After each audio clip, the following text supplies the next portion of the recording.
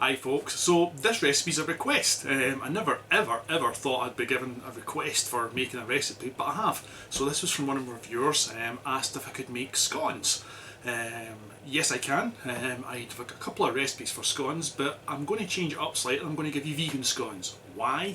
Because these are damn tasty. They're the best scones I've ever had. They're really nice. They're not complicated. It's no more complicated than making normal scones, but it's better for the planet, it's better for everything if you have vegan. So that's what I'm doing, because most of my food that we eat in here is vegan. If we can, we try to be vegan.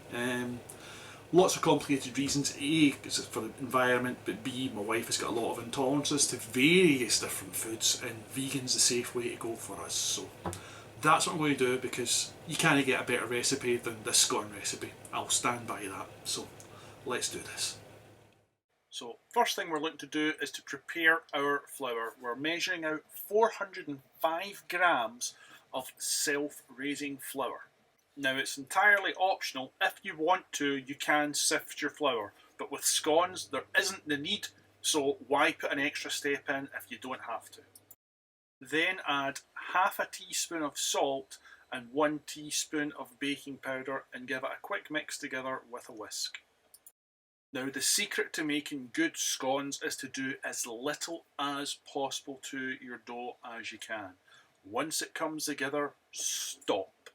So we're going to be adding 112 grams of vegan spread or butter. You can get away with the Flora as I'm using here, but the Flora butter is the better option. The solid blocks that you buy is the far better option if you can get it. It's becoming more readily accessible across all the supermarkets now, I'm noticing. So if you can get the actual proper butter, the vegan butter from Flora, go with that over the spread, but both do work. And as I say, the secret is doing as little as possible. So we're going to do this by hand, no machines here, and we're going to rub together our dough. So taking the butter or the spread, if it's only the Flora spread that you can get your hands on, and we're going to rub that together with our fingers until it comes together as you see in the video. The clearest way to describe it is we are looking for a breadcrumby type texture to the flour as we rub it together. Now I apologise, there should be footage of me adding castor sugar at this stage, but I don't seem to have it, so I've obviously not hit the record button properly on the camera. At this point we're going to add 4 tablespoons of castor sugar and just whisk it in with your fingers just so it gets that rough mix through the actual dough that you're creating. Again, little as possible to these types of doughs. So now we want to prepare our Aquafaba. Aquafaba is the liquid you find in your can of chickpeas. Some cans of chickpeas seem to give a slightly richer Aquafaba for binding versus some other manufacturers, producers. Experimentation, you'll figure out which ones you like best. So as I said, measure out your 90 mils, and then we're going to take and put it in our food processor, and we're going to give it a really high whisk. You can try and do it by hand, but it's much harder to get it as frothy as you want unless it's actually in your food mixer or processor. So a couple of things of note. First off, when you're actually whisking up your Aquafaba, just like eggs, treat it exactly the same. It whisks up and gets to higher peaks and better peaks when it's at room temperature. When it's chilled, or when it's frozen, as I often do, because what I do is I drain off all my excess Aquafaba straight into ice cube trays when I open up a can of chickpeas and bung it in the freezer. So when it comes out of my freezer, it's obviously frozen. So let it get up to room temperature and you'll be more successful as using it as a binding agent. Second thing, I'm using this machine here to show you can bring it up to peaks, but what I've found is my other Kenwood machine, the actual food processor rather than the mixer, with the twin whisks, brings up to higher peaks and does it much faster. Even the hand whisk seems to do it well, so even though this isn't the machine really designed for baking, it's the worst one that actually bring it up to peaks, but it still does the job, which is why I put it in this particular video. Hope all that makes sense. Once your Aquafaba has been whisked, we're going to measure out 90 mils of nut milk, which equates to 6 tablespoons if you're wanting to measure it out that way. whichever way you're most comfortable with. And to the nut milk we're going to add 2 tablespoons of lemon juice. The stuff out of a bottle is absolutely fine, it doesn't have to be fresh, but if you want to use fresh, fire in, who am I to stop you? And next up we're going to add 1 teaspoon of vanilla extract and just give it a wee mix into your lemon juice and milk. From here we want to add all our wet ingredients into our dough, or into our flour to make our dough.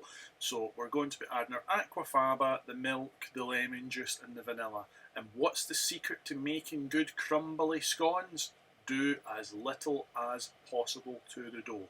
So we're going to bring it together, but we're going to again make sure we're doing as little as possible to it until it's just bound together.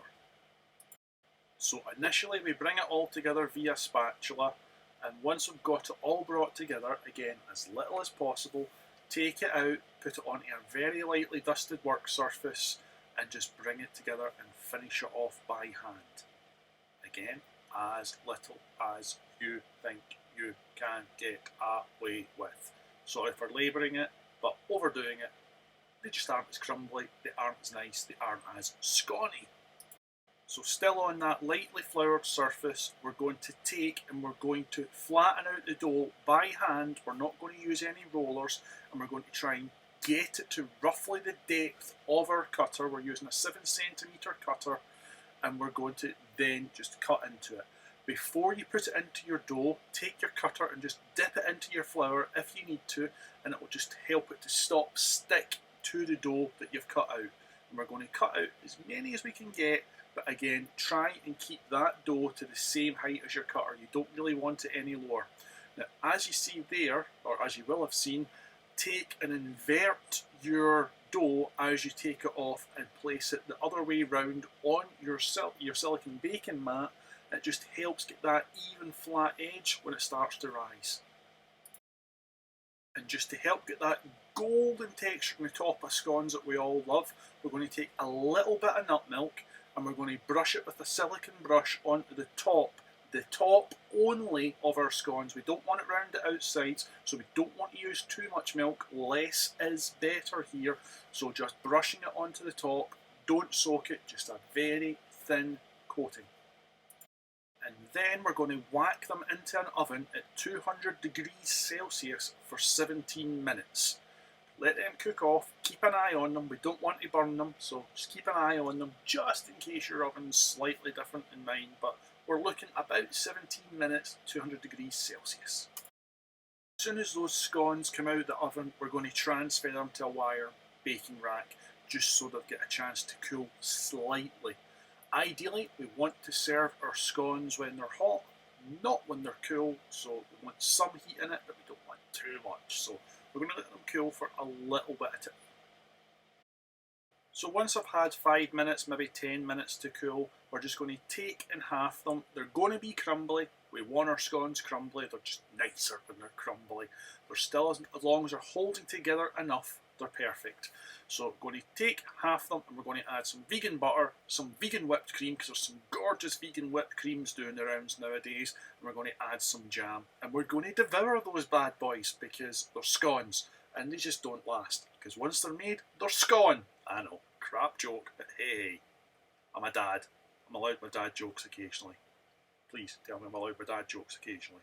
Tell me, somebody in the comments say it's okay. So there we go. Perfect looking, apart from that one, but nearly perfect looking. Scones, and taste test time.